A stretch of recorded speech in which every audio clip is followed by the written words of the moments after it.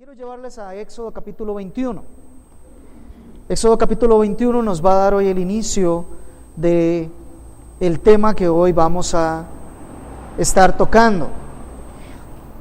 Solo a manera de recapitulación, hemos venido hablando acerca del modelo bíblico de la familia, y este modelo bíblico pues no puede salir de otro lugar que no sea de la autoridad de las Sagradas Escrituras. Es Dios hablando, Dios diciéndonos cuál es el diseño de la familia. Estuvimos hablando de la creación de la familia, estuvimos hablando de la creación del matrimonio, estuvimos profundizando acerca de las relaciones entre esposo y esposa, y luego ingresamos a familia y las relaciones propias dentro de la familia. Ahora hemos iniciado todo un capítulo que tiene que ver con las amenazas a ese modelo bíblico. Estuvimos hablando de algunos tipos de amenazas y hoy vamos a estar hablando de un tema puntual, una amenaza puntual que es el tema del aborto, muy en boga por cierto.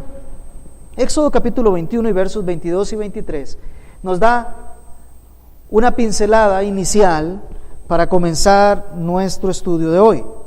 Dice: si algunos riñeren e hirieren a mujer embarazada y ésta abortare, pero sin haber muerte, serán penados conforme a lo que les impusiera el marido de la mujer y juzgaren los jueces.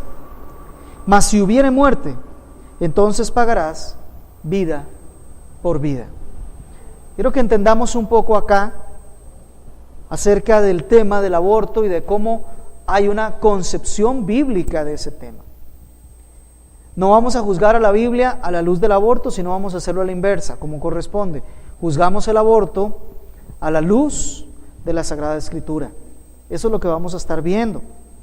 Y este primer texto nos introduce al tema del aborto. Mire que algunos dicen que la Biblia no habla del aborto, y hay un tema puntual del aborto. Y se dice que cuando hay una mujer embarazada, pero se da la situación en que dos personas riñeren y resultare, producto de esa riña, producto de esa violencia, resultare el aborto de la mujer, dice claramente, pero no hubiere muerte, entonces esa situación de aborto de igual manera se va a penar. No necesariamente porque haya muerte, no, sino por haber provocado que ese bebé, que esa nueva persona tuviese que salir del vientre de la madre. Por ese acto como tal de violencia va a haber una pena. Y dice, será la que el marido impusiere, y así lo avalaran los jueces. Recuerdan ustedes que toda riña se llevaba a los jueces para que determinaran si la sanción que se debía imponer estaba correcta o no. Dice, pero en el momento en que resultare la muerte, entonces habrá de entregarse vida por vida. Y después habla acerca de la regla de ojo por ojo, diente por diente, mano por mano, pie por pie, quemadura por quemadura, herida por herida y golpe por golpe. Pero dice, cuando resultare la muerte va a tener que ser entregada vida por vida. Y en una interpretación un poco restringida, podríamos decir, ahí se refiere a la muerte de la madre. Y entonces solo si muere la madre, no si muere el bebé. Pero resulta que en una interpretación correcta del texto, el texto no limita a la muerte de la madre. El texto hace una aplicación amplia y dice, si resulta muerte, entiéndase, la madre, que es una persona y que tiene vida y que tiene un valor en sí mismo, pero también ese bebé o esa bebé que tiene un valor en sí mismo, que tiene una dignidad en sí misma y que también tiene vida. Si resultara en ello muerte, entonces la aplicación va para los dos lados. Eso es un primer texto. Pero podemos ver algunos otros textos que nos pueden orientar un poco más hacia el tema. Génesis 9:6 dice, el hombre que derramare la sangre de un hombre por otro hombre, la suya será derramada, porque imagen de Dios es hecho el hombre. Recuerden el contexto de este texto. Vienen saliendo del arca Noé y sus hijos y las esposas, tanto de Noé como de los hijos, vienen saliendo del arca y Dios empieza a darles una serie de reglas. Repite lo que le había dicho a Adán y Eva, en el sentido de ser fructíferos, multiplicarse y llenar la tierra. Dios garantiza, Dios determina, Dios establece la necesidad de que la vida siga generándose, siga resultando, porque Él es dador de vida. Pero además de eso, lo sanciona cuando alguien estropea ese proceso de vida. Y dice, cuando un hombre diere muerte a otro hombre, entonces ese hombre debe de morir por haber violentado la imagen de Dios existente en ese otro hombre. Y un último texto que todos conocemos, Éxodo capítulo 20, verso 13, no matarás. Una ordenanza directa. Está anotada en los 10 mandamientos, al que podríamos llamar nosotros la ley fundamental o ley básica de Dios. No ley única, no, ley básica y fundamental. Ahí tenemos 10 mandamientos.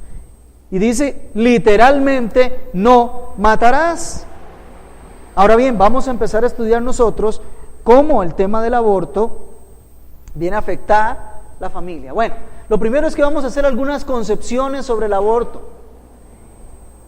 Y vamos a tomar prestado por unos momentos las definiciones de la Real Academia Española de la Lengua. Y digo por unos momentos porque sabemos que la autoridad para nosotros como iglesia no es la Real Academia Española, es la palabra de Dios. Solo que en la palabra de Dios, algunos términos tal vez usted no los va a encontrar tan explícitos. ¿Ve? Algunas palabras no van a venir tan definidas, aunque los conceptos sí están definidos. Una cosa es la palabra y otra cosa es ya el concepto completo. Y por eso vamos a tomar prestada por unos minutos la definición de la Real Academia. Y dice la Real Academia que abortar es interrumpir de forma natural o provocada el desarrollo del feto durante el embarazo. Eso es un aborto.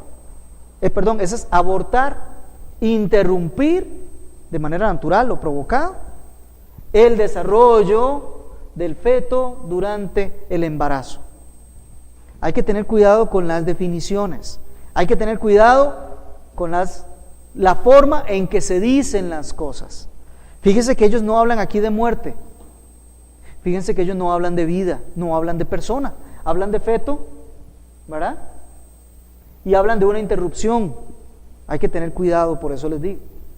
El aborto como tal es la acción de interrumpir el embarazo de forma natural o provocada. Y se atreve a decir la Real Academia que puede constituir un delito. Es cierto, en eso tiene razón. Puede que las diferentes legislaciones de los diferentes países incluyan como delito el aborto, como lo tienen muchas naciones, incluido nuestro país, hasta el día de hoy.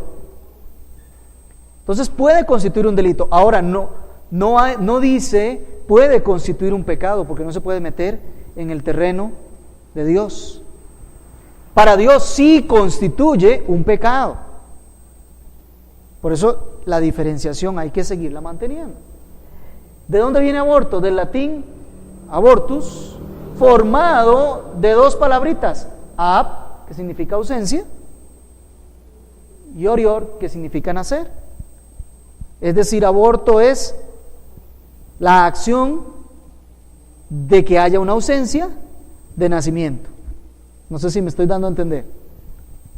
La acción por la cual se provoca la ausencia de un nacimiento, o sea, el no nacimiento, o la acción en donde se provoca una muerte para que no haya un nacimiento.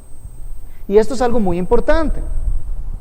Hay algunas cosas que nosotros vamos a ir añadiendo a la construcción que ya habíamos hecho anteriormente. Hace unos meses estuvimos predicando acerca del aborto, por eso solamente voy a avanzar un poquito sobre lo que ya conocíamos. La práctica, ya vimos la definición del aborto, ¿verdad? Ya vimos que proviene del latín, ya vimos que hablan de una interrupción de el desarrollo del feto mientras está en la madre. Ahora, la práctica, ¿cuándo ocurre? Ocurre con la supresión del feto por expulsión del útero antes de ser capaz de sobrevivir. Nos mantenemos en la Real Academia Española, así le llama. la supresión del feto por expulsión del útero antes de ser capaz de sobrevivir. Es aquel acto donde sacan a ese bebé, a esa persona, a ese ser humano, lo sacan del útero de la madre cuando todavía no tiene la posibilidad de sobrevivir solito. ¿Ve? Eso es.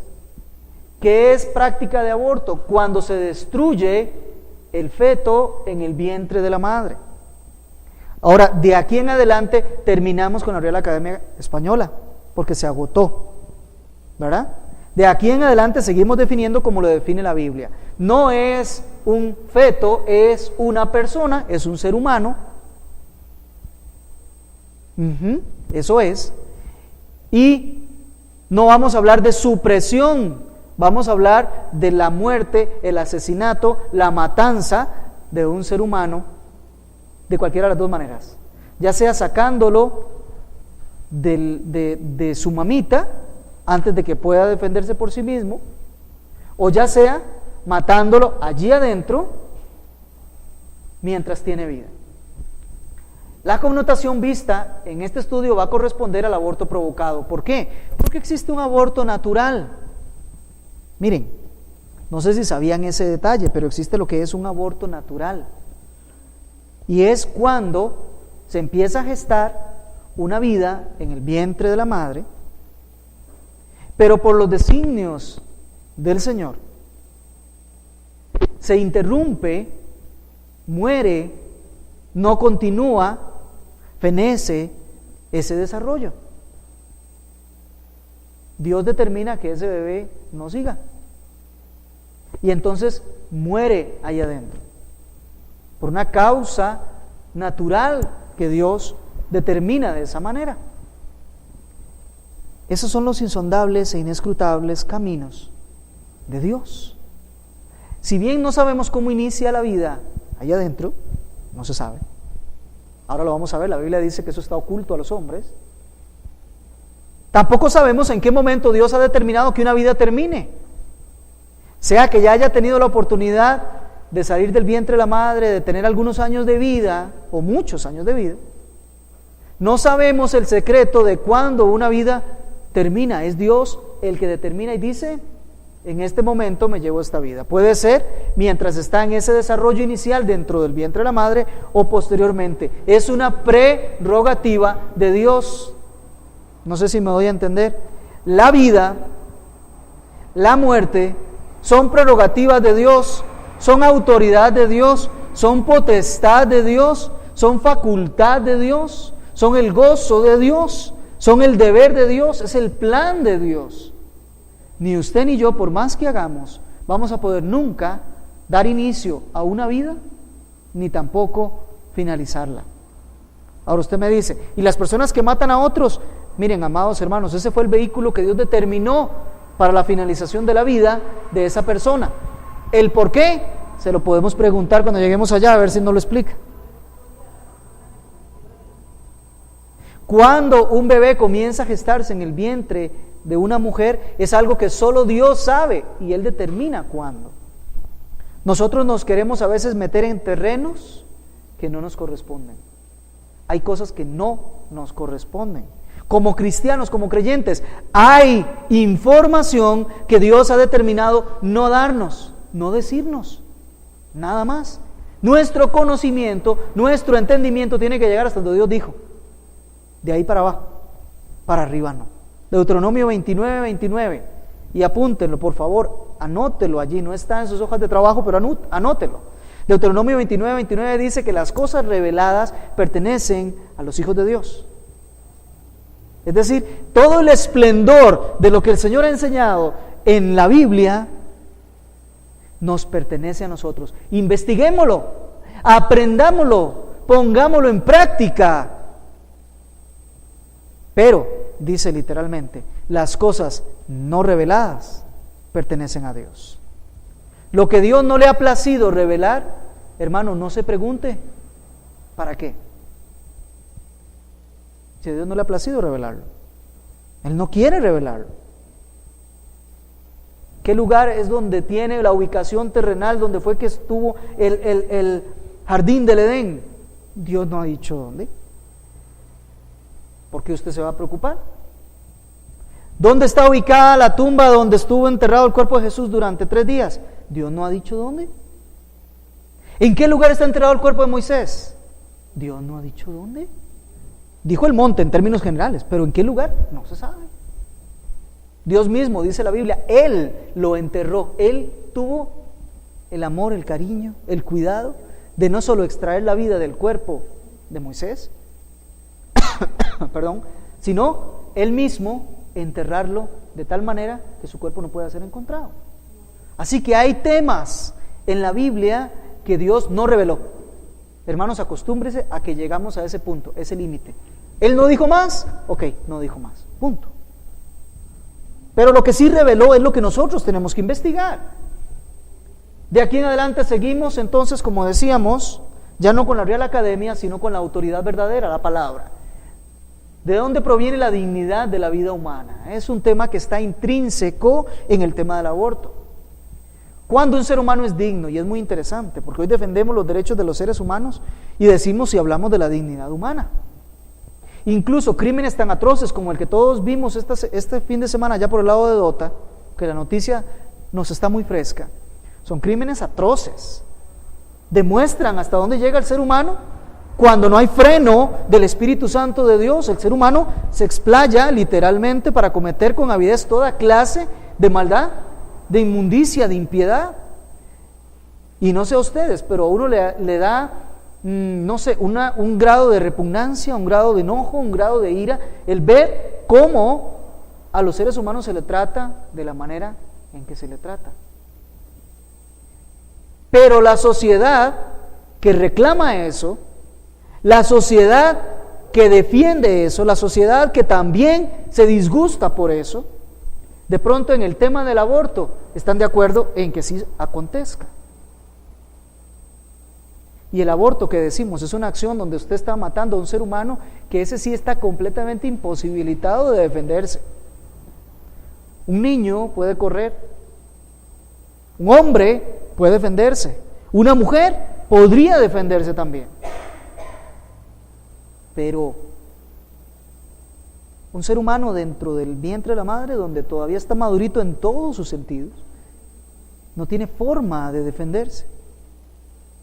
Y a ese que no tiene forma de defenderse nos debería dar todavía un mayor preocupación y mayor aún enojo de que se estén dando por buenas prácticas de asesinato como esas. Deberíamos de estar nosotros muy avergonzados cuando no levantamos la voz y decimos, eso es pecado delante de Dios, es un asesinato además.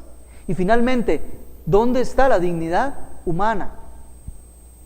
Porque lo estamos tratando peor aún que los animales. Pongámoslo en estos términos. ¿Cómo trataríamos nosotros hoy en día en este país de Costa Rica que tanto defiende derechos? ¿Cómo trataríamos el hecho de que a un animalito, imagínese un perro, una vaca, no sé, les extraigan sus crías, las descuarticen, las maten, las boten? ¿Cómo lo vería nuestra sociedad ahora con tanto defensa de los derechos de los animales? Lo publicarían, ¿verdad? Muere un perrito en la calle y hacen una marcha. Pero muere un ser humano y todo el mundo está de acuerdo, o la mayoría está de acuerdo. Cuidado. La iglesia muchas veces está de acuerdo, los creyentes están de acuerdo. Y usted me dirá, no, la iglesia no sale a decir que eso es bueno, sí, pero tampoco sale a decir que eso es malo. Tampoco levanta la voz. Y la dignidad humana tiene un valor intrínseco que no tiene ninguna otra criatura en la creación de Dios. A los seres humanos y solo a esa raza fue la que Dios socorrió para salvar del pecado. Recuerdan que los ángeles, como creación de Dios, cayeron en pecado y no fueron socorridos. No hay para ellos salvación. Para la raza humana hay salvación en Cristo Jesús. Amén. Mire, la dignidad humana viene porque Dios creó al hombre a su imagen y a su semejanza. No dijo, produzca la tierra un ser humano. No, Él lo hizo. Dijo claramente que las aguas produjeran peces, pero nunca dijo que esos peces sean conforme a mi imagen y mi semejanza. El ser humano es creado a imagen y semejanza de Dios. No solo eso, sino que Dios impregnó aliento de vida, sopló aliento de vida por la nariz. Eso dice Génesis capítulo 2, verso 7. Hizo de la tierra al hombre, lo formó del polvo de la tierra y sopló aliento de vida. ¿En cuál otro ser ha soplado Dios aliento de vida? ¿En los animales? No. ¿Otra vez en los ángeles? Tampoco. En las plantas nunca lo hizo. Hay soplo de aliento de vida. Por eso afirmamos, seguiremos afirmando, y yo particularmente moriré afirmando, que la vida solamente está en las manos de Dios. Solo Él es el único ser que tiene vida en sí mismo para darnos vida a nosotros. Si Él no sopla, no hay vida. Si no sale del interno de Dios el soplo, el aliento, no hay vida. Literalmente, el día que Él retira el aliento suyo de vida de un cuerpo, ese día se acabó la vida. El único ser que sostiene la vida es Dios, mediante su soplo. Mire, Dios forma en las entrañas del hombre, forma las entrañas del hombre en el vientre de su madre. Y vamos por aquí porque vamos a estar un buen rato en el Salmo número 139. Y vamos a estar leyendo lo que es el Salmo 139 otra vez. Vamos a ir al verso 13. Vea lo que dice allí literalmente ese salmo.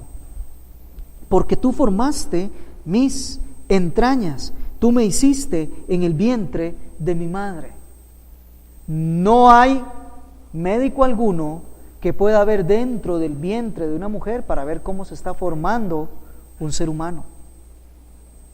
No hay equipo especializado, tecnológico, ni digital, que pueda observar el proceso y cómo se está desarrollando a lo interno del vientre de la madre.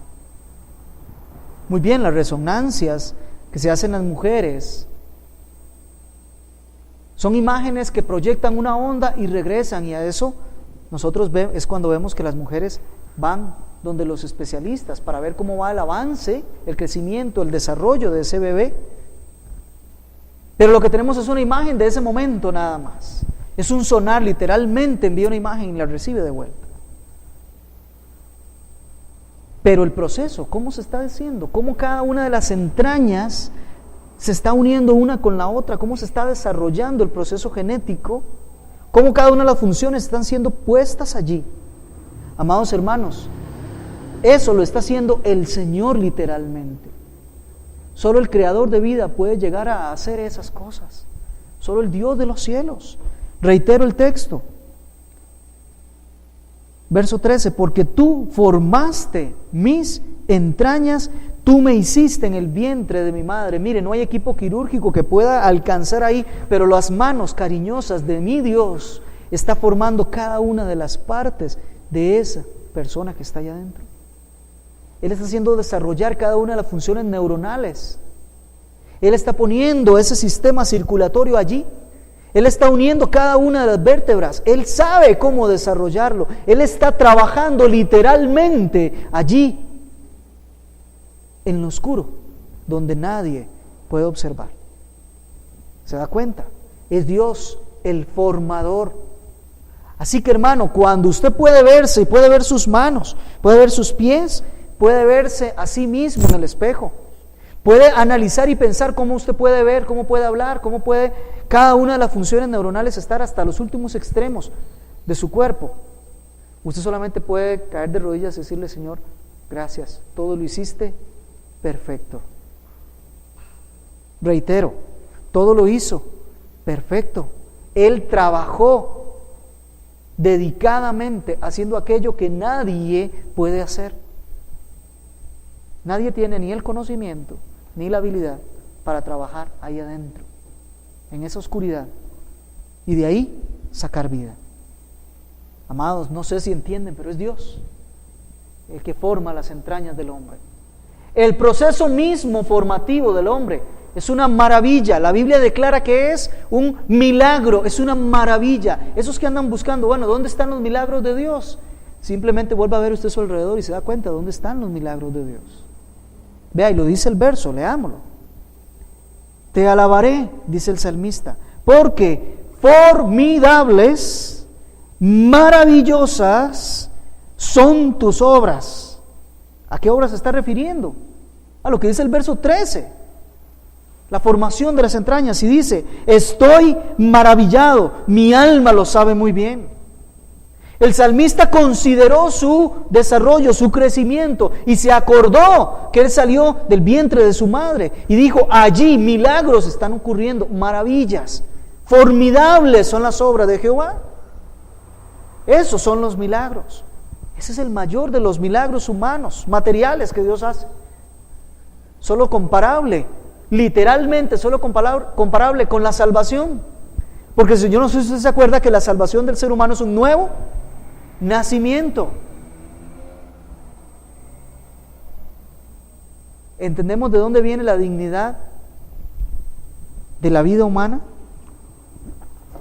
Ese que está creciendo ahí, que se está formando, no es un producto como hoy lo llaman, no es un feto como hoy lo llaman, es un ser humano con igual dignidad que aquel que ya ha podido salir y defenderse solo del vientre de su madre. Es exactamente el mismo valor que una persona anciana, que un hombre joven o una mujer joven, que un niño. De hecho, en la Biblia el niño comienza a interpretarse desde la fecundación, desde ahí ya es un niño. El resto es formación, pero ya es un niño, ya vale, ya es una persona. Mire, vamos a seguir viendo, ¿qué le parece? Dios forma al hombre en lo oculto, en desconocimiento total del ser humano. Vea lo que dice el verso 15. No fue encubierto de ti, Dios, de ti no fue encubierto mi cuerpo, bien que en lo oculto fui formado y entretejido en lo más profundo de la tierra. Esa nueva persona se está formando, reitero, en oculto, en desconocimiento humano. No se sabe cómo es ese proceso. Se sabe que inicia con un proceso,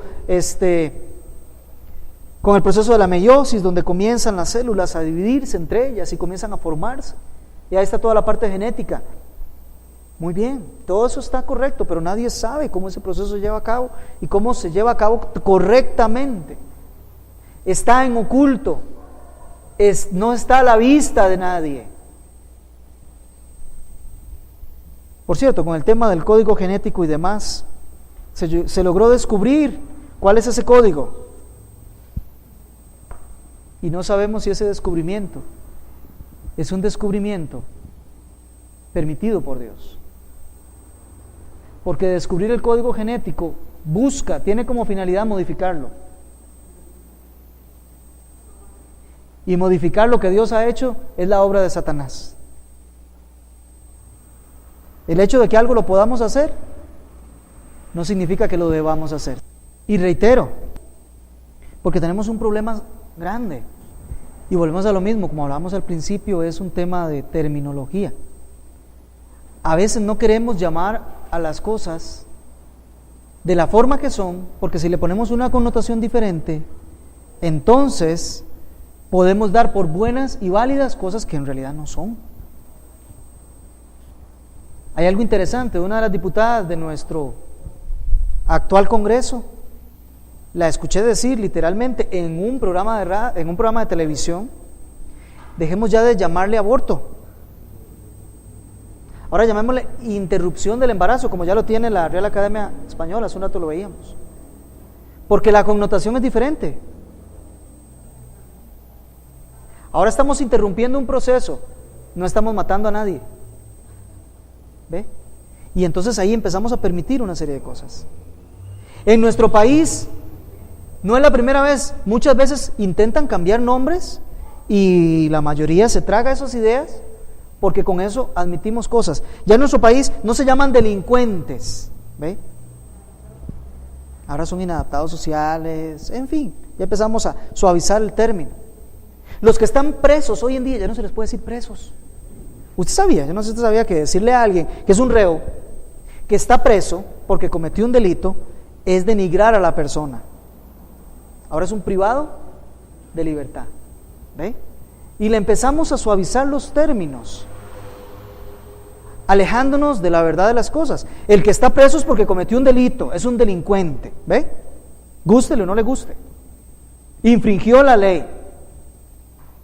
Sigue teniendo toda la dignidad de persona, completa, nadie se la puede quitar, eso no se quita. Pero es un delincuente. El que está en pecado, está en pecado. Llamarle de manera diferente al aborto no deja de ser un pecado. No deja de ser condenado por Dios. No deja de ninguna manera hacerlo. Entonces, a veces, el uso que nosotros hagamos de las diferentes etapas, como bien decía la hermana, hay que tener cuidado si en ese uso nos están vendiendo ideas que nos distraen de la verdad, de la realidad. Como bien apuntaba, en cada una de las etapas estamos hablando que es un ser humano. Por más que le queramos llamar de la forma en que sea, es un ser humano. Y así cuando se aprueben o se pretendan aprobar leyes que diga que esté en este periodo, o que esté en este otro periodo, o que esté más allá, o esté más acá, en cualquiera de todas las etapas, es un ser humano, es un asesinato. Así que tenemos que tener mucho cuidado de no caer en que ya porque haya una denominación diferente, podamos permitir cosas que no son. Dios mantuvo su vista en la formación del hombre. Vea lo que dice allí, verso 16, mi embrión vieron tus ojos, y en tu libro estaban escritas todas aquellas cosas que luego fueron formadas sin faltar ninguna de ellas. Cuando dice, mi embrión vieron tus ojos, ahí ponemos la etapa del ser humano. Y para que el embrión haya visto los ojos de Dios solamente es por un solo motivo.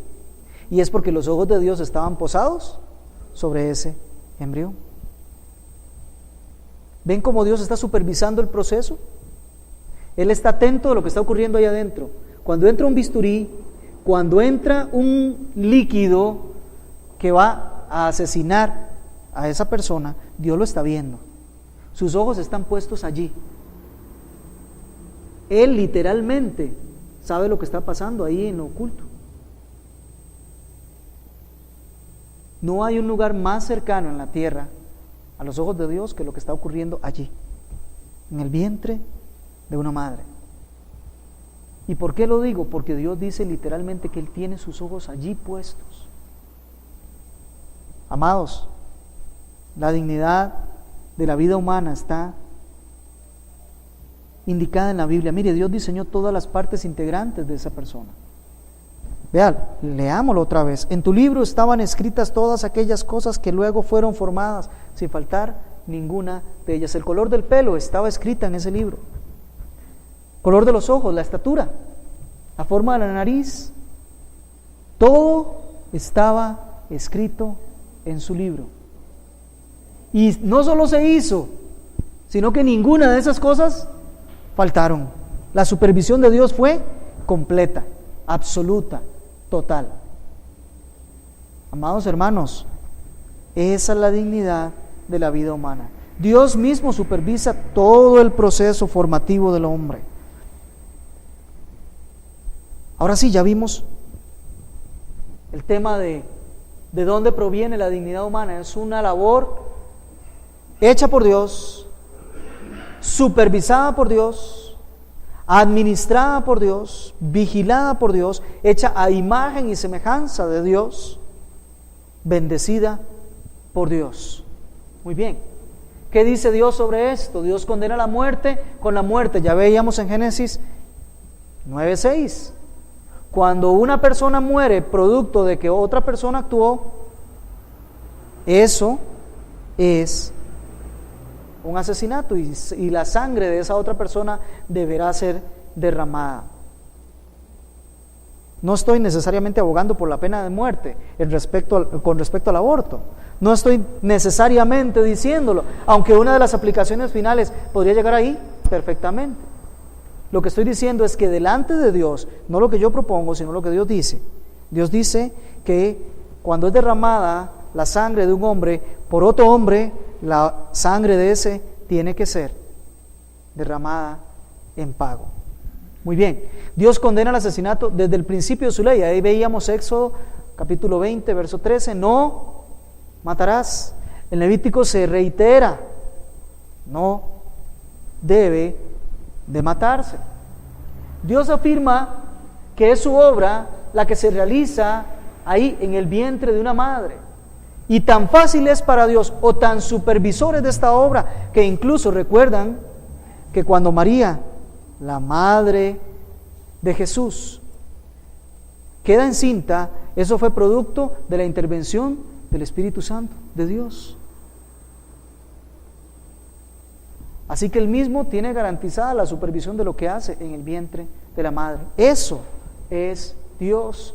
Dios condena el aborto con la pena de muerte, como ya veíamos en Éxodo 21, 22 y 23.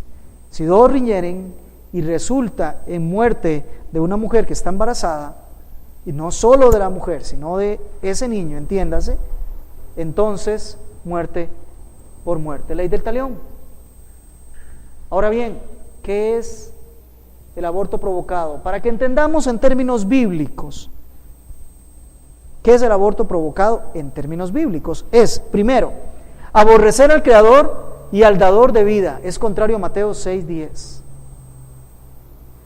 Cuando un aborto tiene lugar, usted puede entender que ese es un mensaje que se le está mandando a Dios. Y se le está diciendo, a usted le aborrecemos como Creador y como dador de vida. Es muy interesante, ¿no?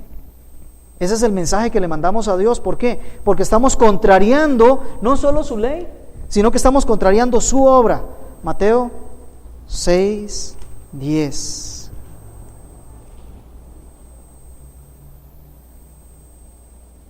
Vea lo que dice. Esta frase yo sé que ustedes la van a entender.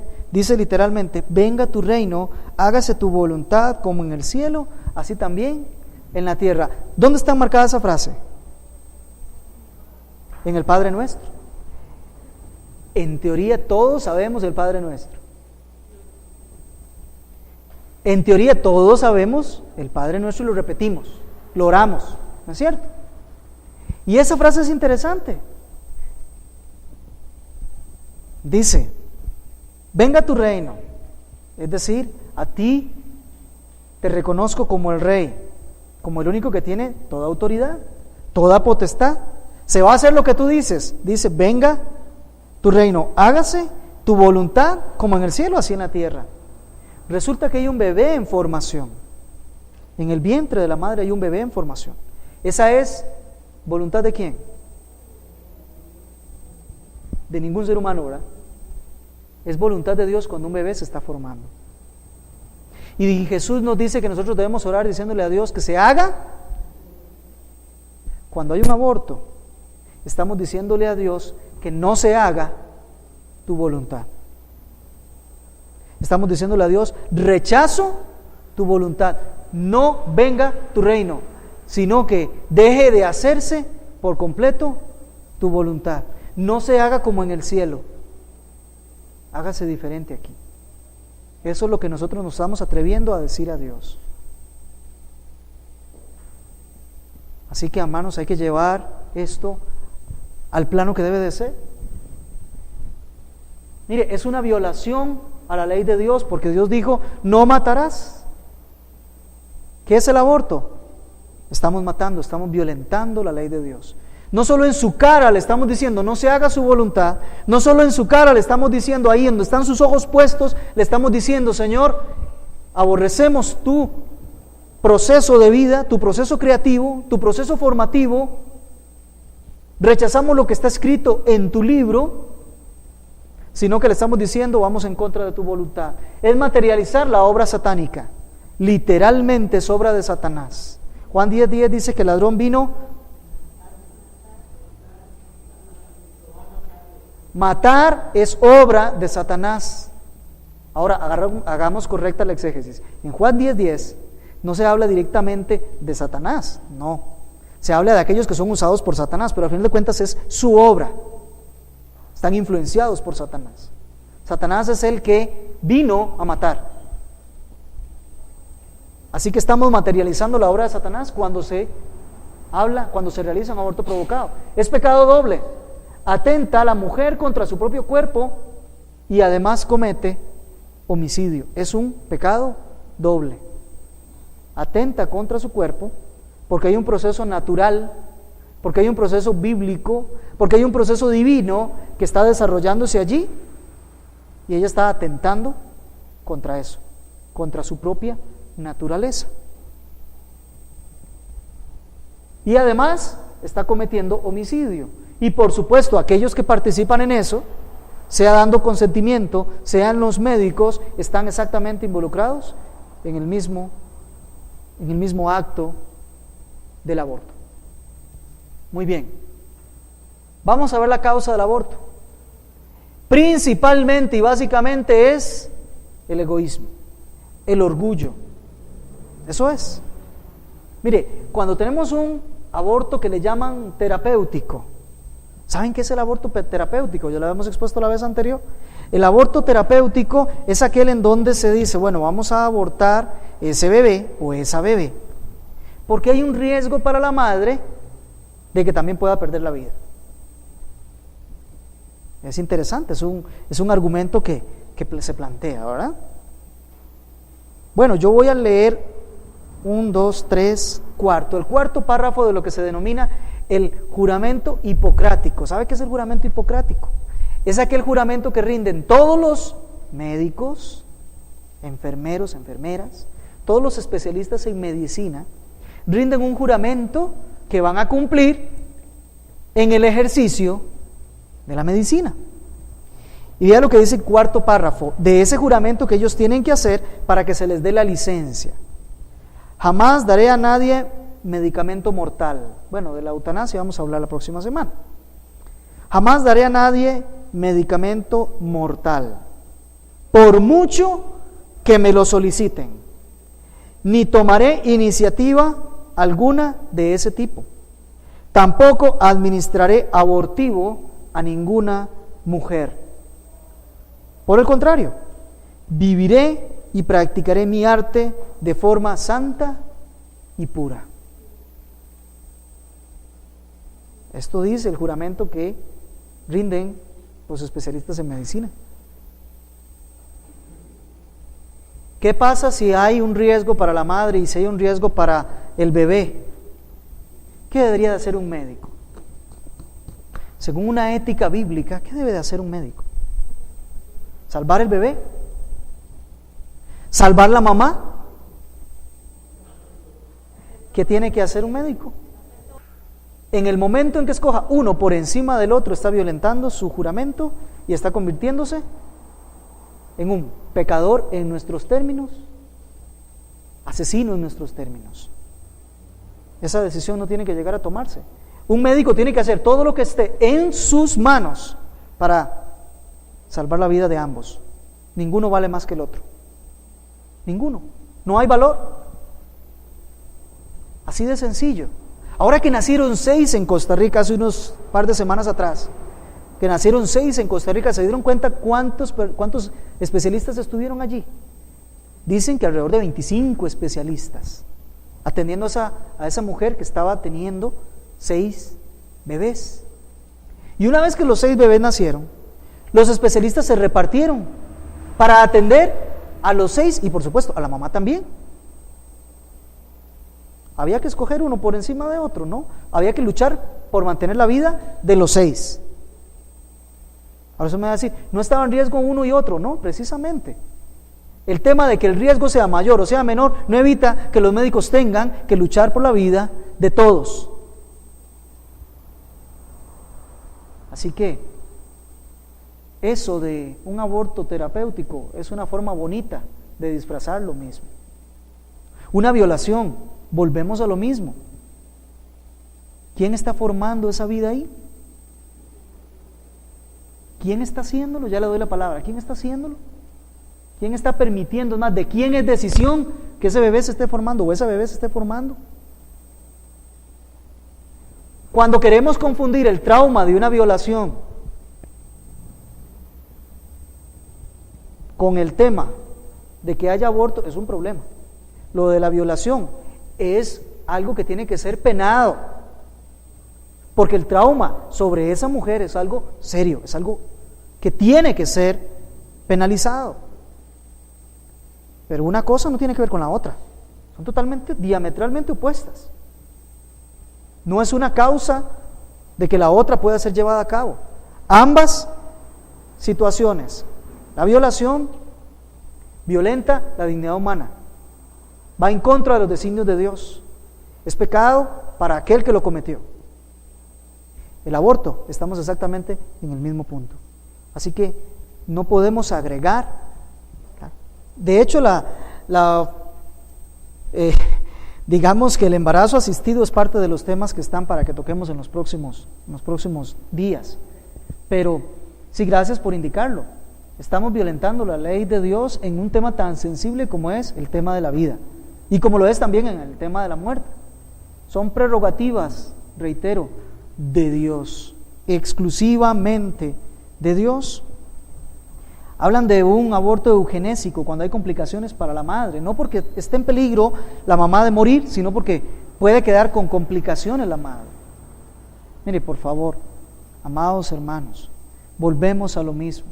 Nada justifica que irrumpamos nosotros en la voluntad de Dios con el nacimiento de un bebé. El tema de si va a haber complicaciones o no, mire, amados hermanos, es un tema que volvemos a lo mismo. Es Dios quien determina si la mujer va a tener alguna complicación por tener bebés o no. Porque no solo funciona ahí. Hoy en día nosotros vemos muchas de las consecuencias de que las mujeres hayan tenido bebés. Ya algunos pierden la figura, ¿no es cierto? Esa figura que tanto les gusta tener, la pierden. Algunas ya empiezan con ciertos problemas, tal vez de temas de circulación, por ejemplo. Otros quedan con problemas en la cintura, en la cadera. Y ni se diga la parte estética, ¿verdad? Estrías y un montón de cosas que quedan por allí. ¿Y qué? ¿Eso justificará el hecho de que entonces empecemos a permitir el aborto? ¿A matar niños solo porque la consecuencia es esa? Algunas mujeres tienen problemas urinarios, por ejemplo, después de que tuvieron bebés, y les queda para siempre. Eso no justifica ese hecho. Es parte de lo que Dios puede permitir en la vida de una persona, y siempre todo con un propósito redentor. Mire, la ausencia de tener hijos, solo porque la mujer no quiere tener ese hijo, por vergüenza, porque la van a señalar, porque no quería en ese momento. Entonces, ay, por favor, amados hermanos, no es un tema de si yo me compro o no me compro un carro, me compro un abrigo o no me lo compro. No es que ya no quiero más el abrigo y me deshago de él. Estamos hablando de una vida humana, una dignidad, una imagen de Dios. Estamos hablando del mayor de los milagros físicos que pueden ocurrir de parte de Dios. Y nosotros compararlo o sujetarlo a si hay un deseo o una conveniencia de que ese bebé esté o no esté. ¿De qué estamos hablando entonces? ¿Dónde está nuestro nivel y nuestro rango de prioridades? No hemos aprendido así de Cristo, no hemos aprendido así de Dios. Ahora, yo quiero involucrar aquí algo tal vez un poquitito más allá, pero creo que es pertinente. El tema de ver la vida humana en relación con la parte económica o la parte comercial. A veces es un interés. Y un interés tanto el tener hijos como el abortar. O el no tener hijos, que también es otra cosa interesante. Hay familias que sencillamente no tienen hijos y también lo están viendo en términos económicos. Porque ¿qué dicen? Es que no, de ahí no nos alcanza la platita, entonces de ahí no podemos. O no les podemos dar lujos, o la calidad de vida, como dicen por ahí algunos. Amados, volvemos a lo mismo. Entonces Dios se equivocó si a una familia le manda 6, y tal vez están en pobreza, pero Dios les mandó 6. ¿Dios se equivocó? Hay que analizar muy bien las cosas. Entonces, después del segundo hay que empezar a abortar, porque ya solo la economía nos alcanza solo para sostener 2. Cuesta tanto por año, la comida, los pañales y después los estudios y todo. Hacemos números, cuesta tanto, todo solo vamos a meter esto nada más. Los que vengan después los abortamos. Amados hermanos, también lo estaremos viendo en términos económicos. No recordándonos nosotros que el Señor dice que los hijos son su herencia. Herencia de Jehová son los hijos. Ahora, cuando hablamos de herencia, no es cierto que a todos nos encantaría tener grande herencia, ¿verdad que sí? Nos encantaría que la herencia fuera grande. Y Dios dice que lo que tiene para heredar no son hijos. No, amados hermanos, no nos equivoquemos, no valoremos las cosas de una manera tan inadecuada. Mire, cuando es el orgullo, cuando es el egoísmo, porque no tengo deseo, porque me da vergüenza, porque me afecta emocionalmente. No, amados hermanos, esto no es permitido. No hablo a profundidad cada una de ellos porque ya lo habíamos hecho, pero sí les digo, todas tienen la misma causa: el orgullo, el egoísmo. Estamos prefiriendo supuestamente mantener en una mejor situación a esa madre, o incluso a algún varón, en la mayoría de ocasiones. Estamos sacrificando una vida humana por supuestamente una mejor estabilidad de la persona, o porque la persona reciba la menor consecuencia posible. No, amados hermanos, las cosas no funcionan así. En otro lado, la causa es la ignorancia. Mire, a veces decimos esto, es que el feto no es vida humana. Hoy se postula que si no ha alcanzado, ¿qué es lo que dicen? 3 meses, en algunos estados de los Estados Unidos, dentro de los 3 primeros meses, no es asesinato porque no es vida humana, es un simple feto. ¿Sí? Le llaman hoy en una técnica diferente, es un producto. Ahí lo que tiene es un producto. ¿Quién define eso? ¿Por qué entramos en ese terreno de definiciones? Eso es ignorancia. Como bien decía la hermana, no importa el estado en que se encuentre, es un ser humano. Y tiene dignidad humana. Es más, nuestro Código Civil, ya lo habíamos dicho, dice que toda persona tiene derechos aún hasta 300 días antes de nacer. Es decir, yo puedo heredar a mi próximo hijo, aunque apenas tenga mi esposa 2 semanas, tenga 1 mes y medio, ya yo puedo heredar. Es más, ese bebé ya puede comprar, puede vender en nuestro país, por medio del ejercicio que hacen sus padres de la patria potestad, pero ya lo puede hacer. Entonces, ¿cómo nosotros ignoramos? ¿No le parece? Mire, dicen que es que salvan vidas humanas. ¡Qué ignorancia! Salvan vidas humanas porque si usted no permite el aborto, todo lo van a hacer clandestino. Y cuando lo hacen clandestino, lo hacen en condiciones insalubres, y eso hace que muchas veces la mayoría de las mujeres pues pierdan la vida.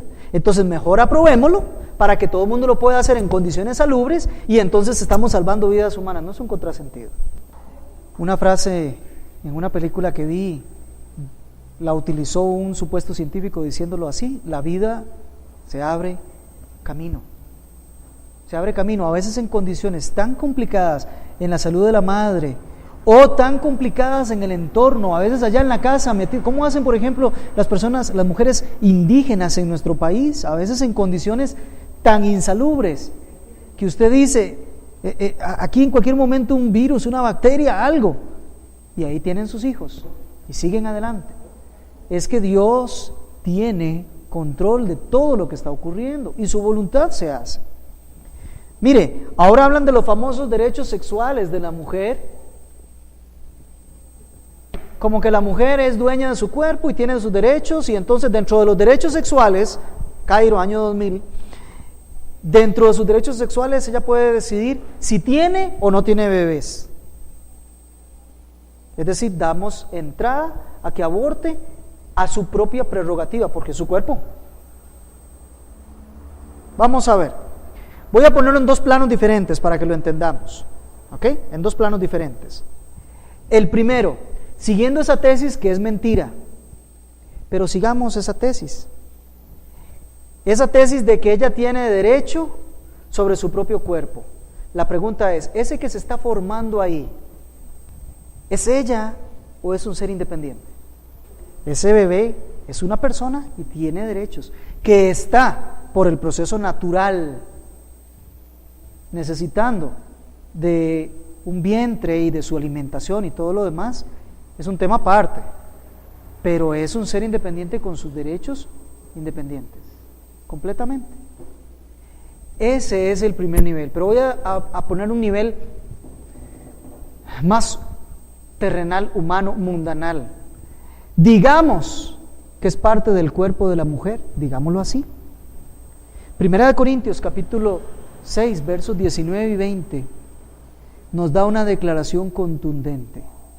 Ya nuestro cuerpo, ahora que somos creyentes, no nos pertenece, le pertenece al Señor. Para que Él haga con nuestro cuerpo como Él quiera. ¿Se da cuenta? Ya no somos nuestros. Amados hermanos, la Biblia lo reitera una y otra vez, ya nosotros no nos pertenecemos a nosotros mismos, somos del Señor. Sea que vivamos, somos del Señor. Es más, sea que muramos, del Señor somos. La calidad de vida de los seres humanos con discapacidades. Mire, otro de los argumentos que se usa para este tema es que ese niño o esa niña va a venir con, llámele como usted quiera, discapacidades, defectos, anomalías, como usted le quiera llamar. Mire, el Señor dice en Éxodo capítulo 4 y verso 11, cuando está hablando con Moisés, le hace una pregunta interesante, bueno, son dos preguntas, le dice, ¿no soy yo el que hago al mudo, el que hago al sordo?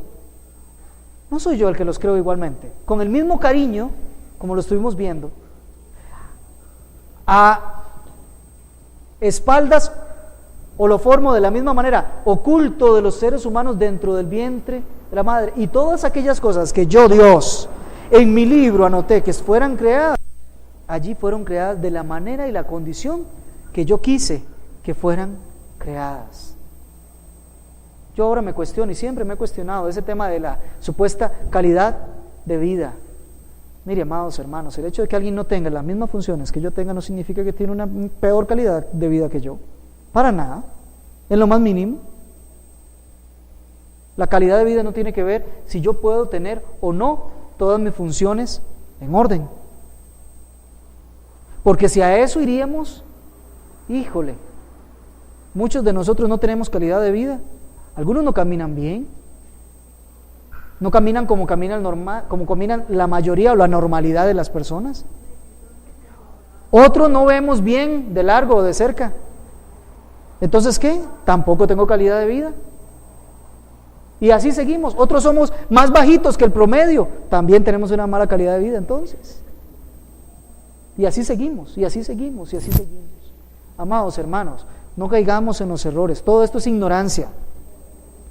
Todo esto es tratar las cosas con completa ignorancia. ¿Ok? ¿Cómo afecta a la familia? Finalmente, atenta contra el proceso de Dios para llenar la tierra. Él dijo, fructificad, y después de una orden, multiplicados, y dijo hasta dónde, hasta llenar la tierra. Estamos atentando con eso como familias. Estamos impidiendo el desarrollo, el crecimiento, la multiplicación de familias. Mire, ya cambió de color, qué interesante. Genera el síndrome que ya nos hablaban por ahí, un famoso síndrome post-aborto. Mire, las mujeres que abortan, después de ese proceso, comienzan en una depresión. Y en una depresión por situaciones físicas, es decir, las secuelas de eso. Y en una depresión por las situaciones emocionales, comienzan a considerar el acto que cometieron. Pero para mí lo más preocupante es el efecto de las situaciones espirituales. Han cometido un pecado delante de Dios con consecuencias muy graves. No digo un pecado grave, porque delante de Dios todos los pecados tienen la misma connotación. Es decir, no hay pecados graves y pecados leves. No, Pecado es pecado. Lo que sí digo es que el aborto es el asesinato, el matar es un pecado que tiene consecuencias más graves que otros pecados. Igual delante de Dios, solamente arrepentimiento y fe. Pero al ser las consecuencias tan graves, alcanzar ese arrepentimiento y esa fe se torna todavía más difícil. Por eso hablo de que ese síndrome que viene es algo que afecta a la familia. Si es la que tiene la posición de mamá en ese hogar, va a ser algo muy difícil para todos por el desarrollo de ese rol de madre. Si es una de las hijas de ese hogar o uno de los hijos de ese hogar, las consecuencias también vienen sobre esa familia. Es una afectación grave. En múltiples ocasiones trae consecuencias físicas e incluso la muerte de la madre. Como es un procedimiento que requiere una intervención quirúrgica, una intervención fuerte, lesiva, sea que lo utilicen directamente para hacer expulsar a esa persona antes de que pueda sobrevivir fuera del cuerpo de la madre, o sea que ingresen con instrumental para diseccionar la vida allí, en cualquiera de los dos casos es un procedimiento invasivo en el cuerpo de la mujer. Y ese indefectiblemente traerá consecuencias en el organismo de la mujer, de una o de otra manera. Muchas de las mujeres que han abortado, como bien decíamos, nunca más pudieron ser capaces física, biológicamente, de tener un hijo cuando ahora sí lo deseaban, cuando ahora sí lo suponían, lo querían, y genera un desprecio por la vida humana. ¿Qué mensaje le estás mandando a los hijos, a los familiares, a los vecinos cuando practicas un aborto? ¿Qué mensaje estás mandándoles? Que la vida humana es sin valor, es relativa. La vida humana en sí misma no tiene el valor que Dios sí le ha otorgado. Vamos a terminar y para esto voy a pedirles que nos pongamos en pie. Vamos a orar al Señor.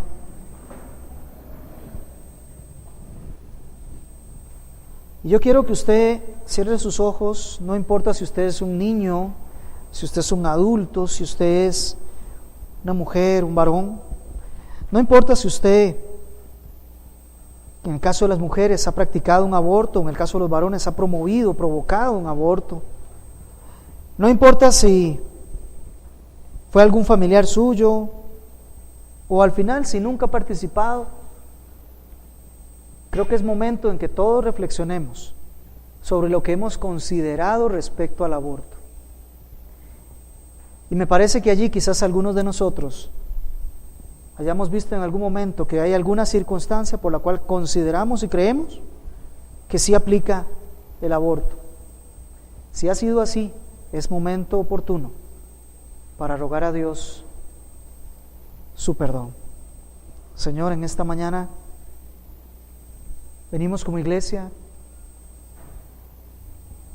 enterados de una de las amenazas más fuertes, que en países como los Estados Unidos, Señor, trae la muerte a más de 50 millones de personas por año.